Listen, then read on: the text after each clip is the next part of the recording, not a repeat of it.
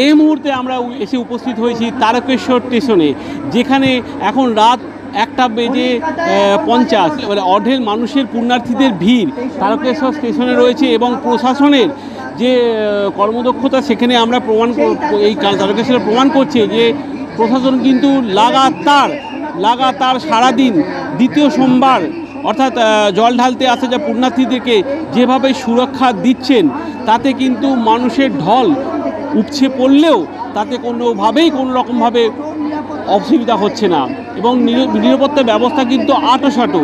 যেখানে কোনো রকম অপ্রীতিকর ঘটনা যাতে না ঘটে সেখানে প্রশাসন কিন্তু সচেতনভাবে রয়েছেন।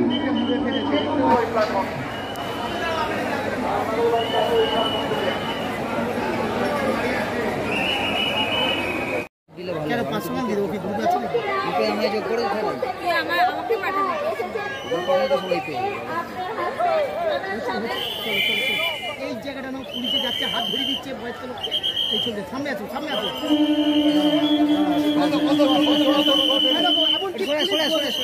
পুলিশ এমনকি বসতে যাচ্ছে গাড়িতে পুলিশ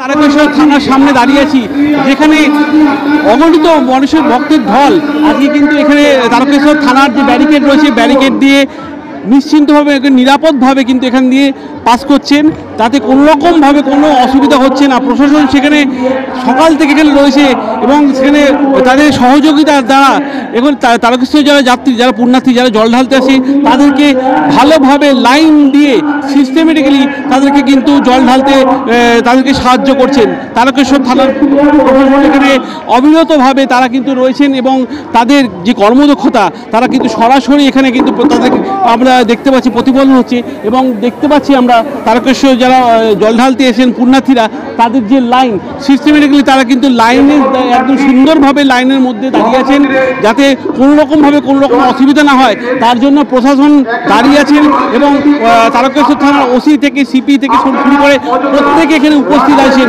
যাতে কোনো অসুবিধা না হয় পুণ্যার্থীদের বা জল ঢালতে যারা আসছেন তাদেরকে সহযোগিতা বরাবর দিয়ে যাচ্ছেন। এবং আজকে এই সোমবার মানে শ্রাবণ মাসের যে দ্বিতীয় সোমবার তাতে কিন্তু মানুষের উপচে পড়ার ঢলকে নিয়ন্ত্রণ করার জন্য প্রশাসনের কর্মদক্ষতা কিন্তু আজকে আর লক্ষ্য করা যাচ্ছে। এখন 2টো বাসে চললো তাতেও কিন্তু মানুষের ঢল বেড়েই চলেছে এবং তাতে কোনো রকমভাবে বাধা বিপর্যস্তভাবে কোনো রকম কিছু অসুবিধা হচ্ছে না। পুণ্যার্থীরা আসছেন, জল ঢালছেন এবং নিরাপদভাবে তারা কিন্তু তাদের যে যার নিজের বাড়ি কিন্তু পৌঁছে যাচ্ছে। তারকেশ্বর থেকে সৈকত দাসী রিপোর্ট, খবরের সন্ধানে। হ্যাঁ, কেমন লাগতো? অনেক ভালো, আবার অনেকে খারাপ, অনেক কষ্ট করে। না হ্যাঁ ভালো,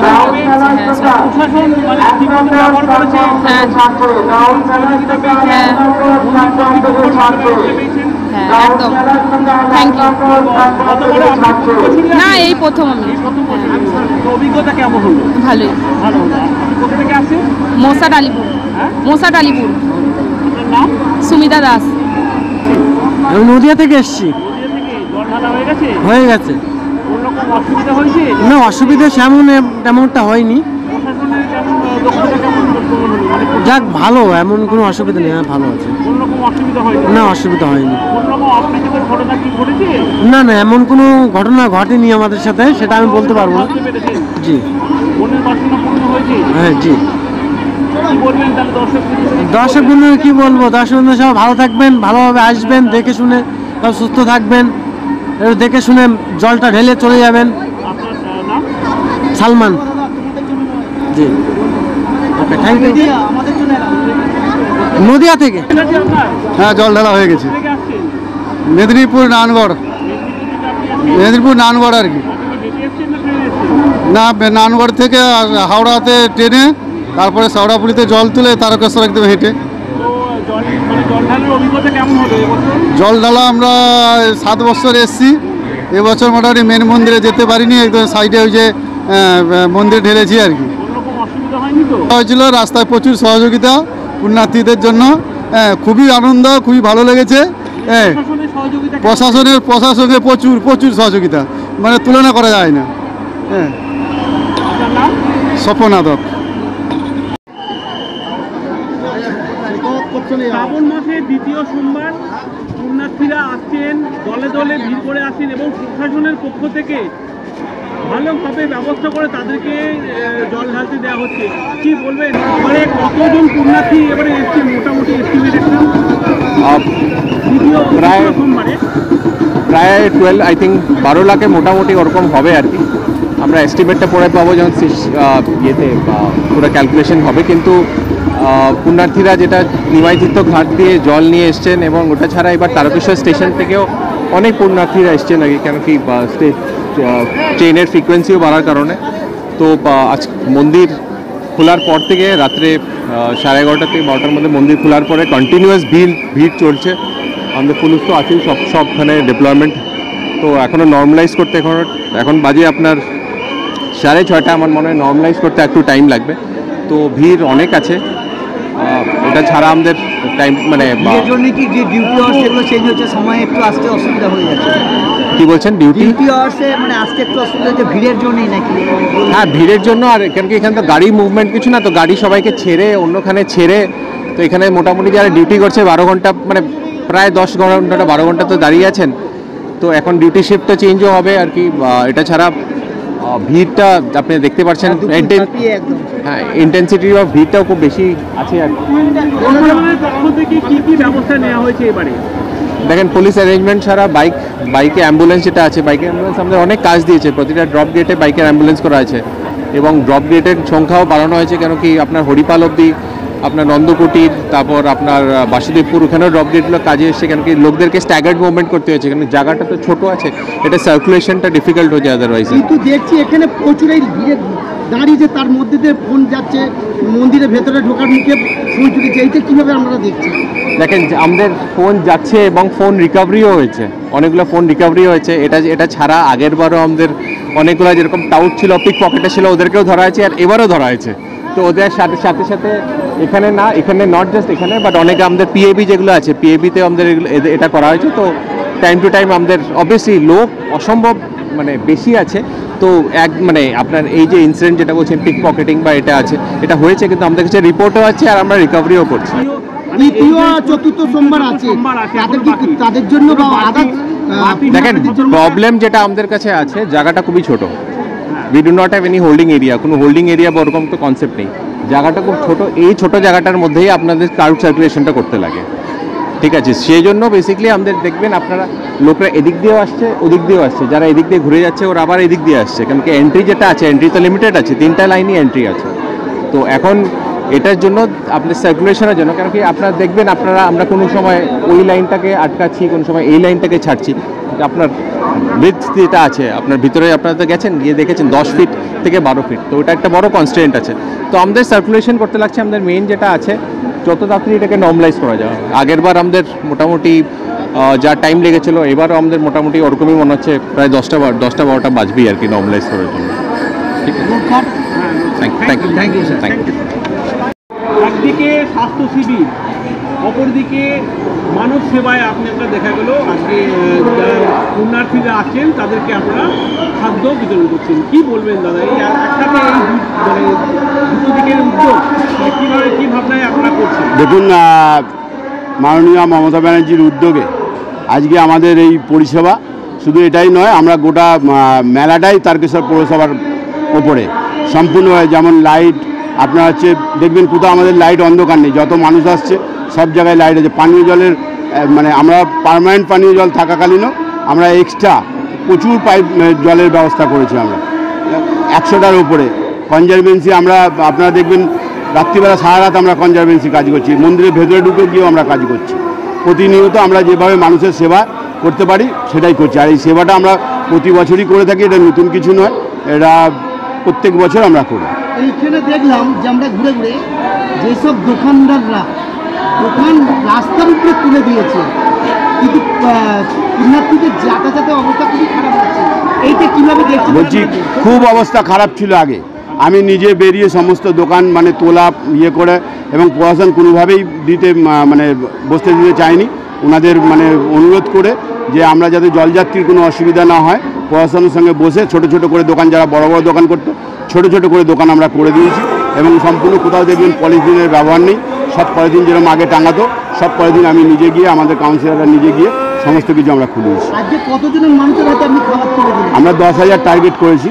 বেশি হলে আমার মাল মজুদ আছে, বেশি আমরা পুরো রাতভর যতক্ষণ যাত্রী থাকবে ততক্ষণ আমরা পাবো। এই যে শ্রাবণ মাসের দ্বিতীয় সোমবার আর তৃতীয় চতুর্থী কি আপনি পরীক্ষা? হ্যাঁ, একদম তৃতীয় চতুর্থ সেম থাকবে, প্রথম থেকে একদম শেষ পর্যন্ত। হ্যাঁ। আজকে দিনে মানুষকে আপনি কি বার্তা দেবেন? আজকে বার্তা দেবো যে আমাদের তারকেশ্বরে আপনারা আসুন, মন্দিরে জল ঢালুন, সুস্থভাবে জল ঢালুন, কোনো রকম কোনো অসুবিধা হবে না।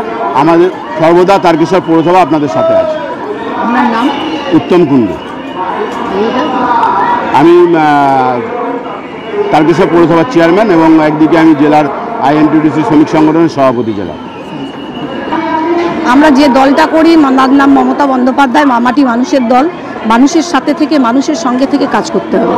সেটা গরিব বড়লোক কিছু নয়, মানুষ অসুস্থ হোক, মানুষ যে কোনো বিপদে পড়ুক, সেখান থেকে ওভারকাম করা একজন জনপ্রতিনিধি বা তৃণমূল কর্মী হিসাবে সর্বাগ্রে আমার কাজ, এটা আমি মনে করি।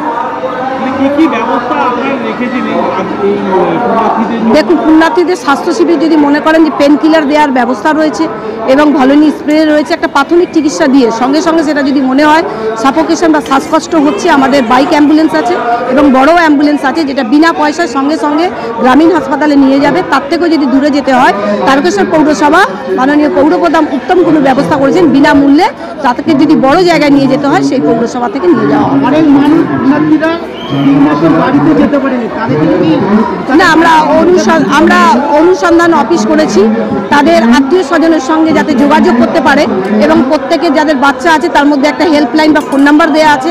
পুলিশ প্রশাসন সেটা সহযোগিতা করছে। এরকম কোনো যদি কাণ্ড ঘটে, যদি কোনো মানুষ তার বাড়ি পৌঁছাতে পারছেন না অর্থের অভাবে, তখন আমার মাননীয় পৌরপ্রধান রয়েছেন, আমাদের সঙ্গে যোগাযোগ করবেন, আমরা তার গন্তব্যস্থলে পৌঁছে দেওয়ার দায়িত্ব নিচ্ছি। রূপা সরকার, কাউন্সিলর 1 নম্বর ওয়ার্ড।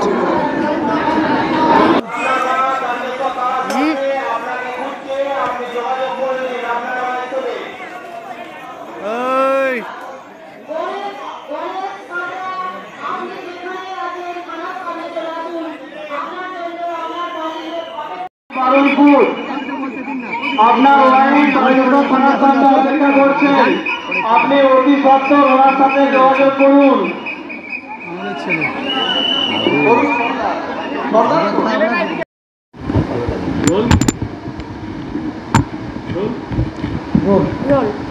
শ্রাবণ মাসের দ্বিতীয় সোমবার এবং পুণ্যার্থীদের ভিড় দেখা যাচ্ছে, প্রচুর পরিমাণে ভিড় দেখা যাচ্ছে।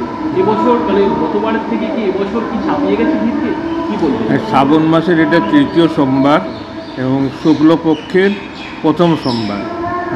সেই হিসাবেতে শুক্লপক্ষে যে ধরনের ভিড় হয়, এবারে তার থেকে ভিড় বেশি হয়েছে, অনেক বেশি হয়েছে।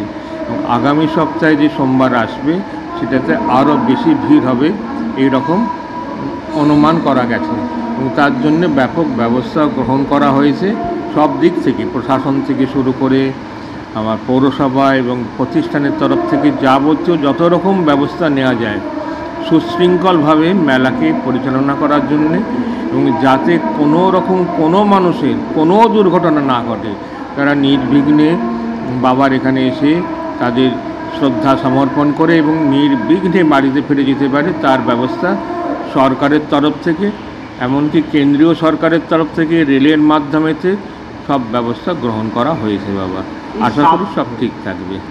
শ্রাবণী মেলার তাৎপর্যটা কি?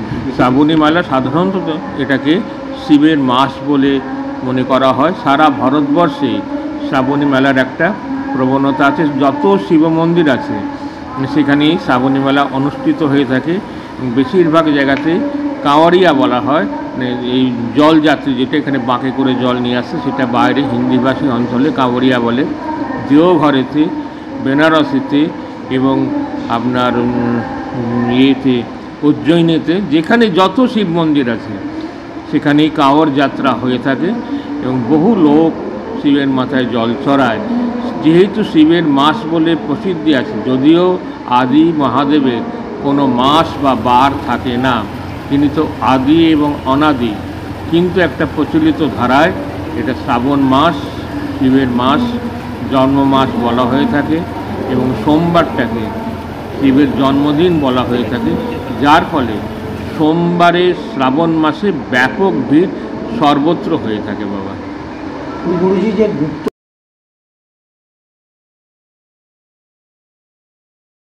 থেকে সৈকত দাসের রিপোর্ট, খবরের সন্ধানে।